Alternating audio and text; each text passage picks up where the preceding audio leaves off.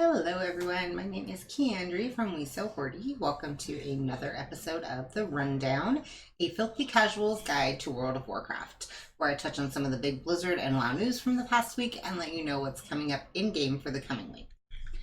In Blizzard news this week, if you are one of the people who likes to buy the collector's editions of an expansion when it comes out, but you also want to make sure that you can pre-order your copy of Shadowlands and gain access to all of the goodies that you can have right now, have no fear. You can go ahead and pre-order your digital version of Shadowlands for the early access to all of your goodies, and then have that cost refunded to you later when you upgrade to your collector's edition. The price of your original purchase transaction of Shadowlands will be refunded to you as Blizzard balance when you enter the code for your collector's edition. If you have any questions about the details of how this will work, we will link the Wowhead article with the original blue post below. There was lots more news from the PTR this week, including information on essences and spell changes, a preview of the assaults, new mounts, and even more raid boss encounter testing. Speaking of the PTR, Blizzard announced this week that patch 8.3, Visions of N'Zoth, will release early in 2020. A big part of their reasoning for this, which we wholeheartedly agree with, is that they don't want to release new content during the holidays because they don't want anybody to feel compelled to have to choose between in-game progress or spending time with their family over the holidays. I also feel like it's giving them a lot of time to really test things and work out all the little kinks and iron out all the bugs and maximize the test time on the new raid and the other systems that are coming with the patch. And I think that that's an amazingly good idea because the fewer bugs that we have at launch, the better the experience is going to be for all of us. So this week in WoW, the big news in game this past week, of course, has been the 15th anniversary event. It started this past Tuesday and is ongoing through the new year. On US realms, it will be up until January 7th. On EU realms, I believe it'll be the 8th, and then on Asia realms, it'll be the 9th.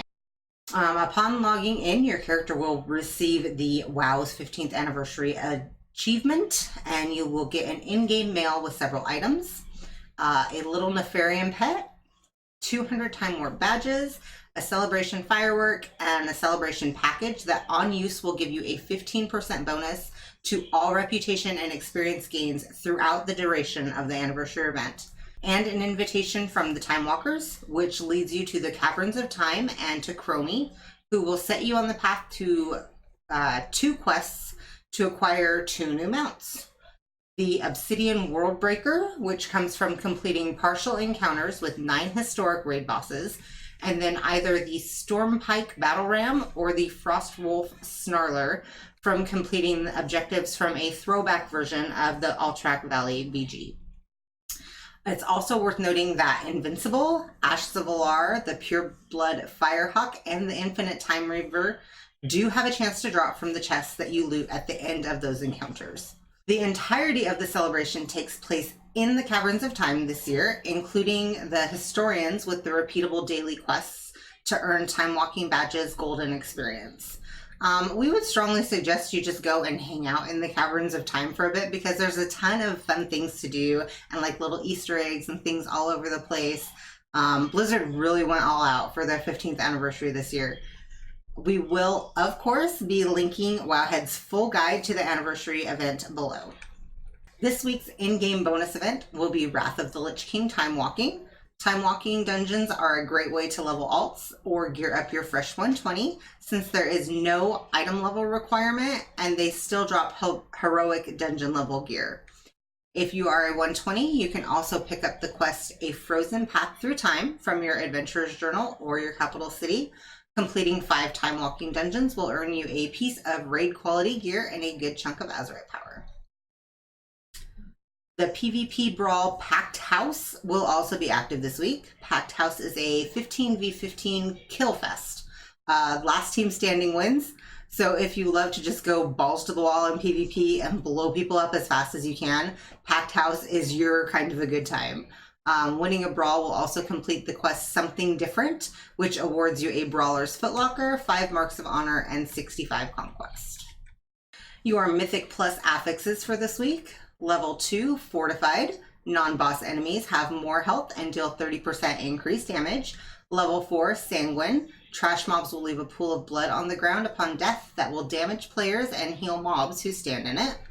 Level 7, Quaking.